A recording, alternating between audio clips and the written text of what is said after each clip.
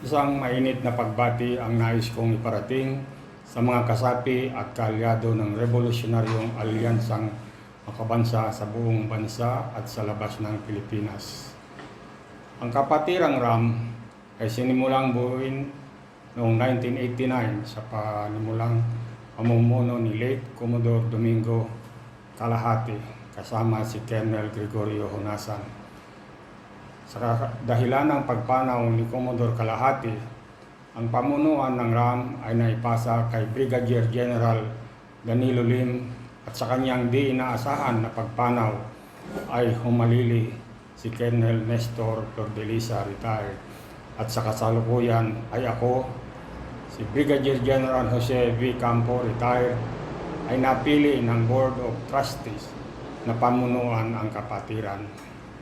Ang kapatiran ay unti-unting bumuo ng isang adhikain na naglalayon na magsusulong ng isang advokasya na susuporta sa pamahalaan para isulong ang kapayapaan at kasaganaan. Nais kong iparating sa lahat na tayo ay susuporta sa mga layunin ng kasalukuyang administrasyon na maibaba ang bilang ng mga nasa poverty level. Ang pamunuan ay maglalayon na makadaupang palad kayo lahat upang ating mapag-usapan ang kasalukuyang estado ng kanya-kanyang chapter at individual na kasapi. Patuloy tayong manalangin ng kaligtasan ng bawat isa.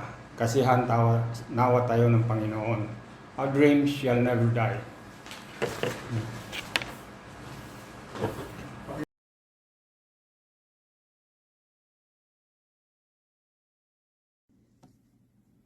With all humility and deepest dedication to the shared noble causes of RAM, Revolusyonaryong Alyansang Makabansa, I sincerely call upon all members and incoming members of what is now a people's organization from all sectors of our nation's society to join hands together for the good of our beloved country.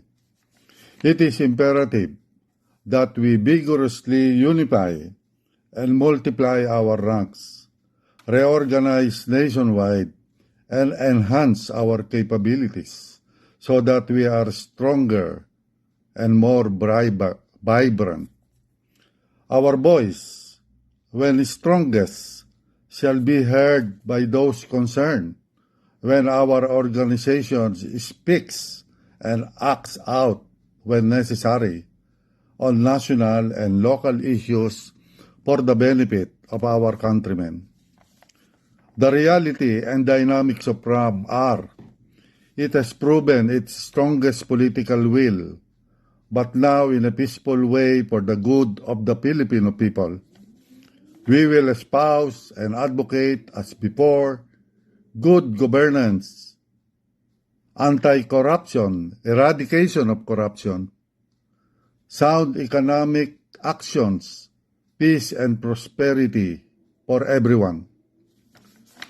We can only offer to all our members and supporters of our organization not financial or material gains, but the honor for them to be proud members of RAM that will always stand for the Filipino people and be a means so that our country will have real peace and prosperity.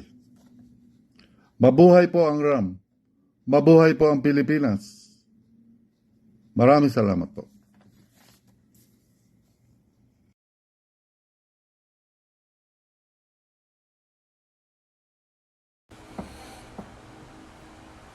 Isang mapagpalang araw po sa lahat ng miyembro ng Revolusyonaryong Alyansang Makabansa ng makinakahimpino na katalaga.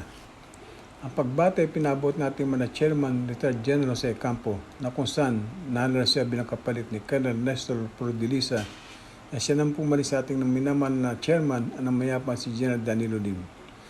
Ngayon din ang pagbati natin National President Teodoro Camacho Deport na siya pumalis na mayapan na si Captain Proceso Maligalig. Ako po si Retired General Alfredo Andres, ang kasalukuyang punong kalimo Secretary General.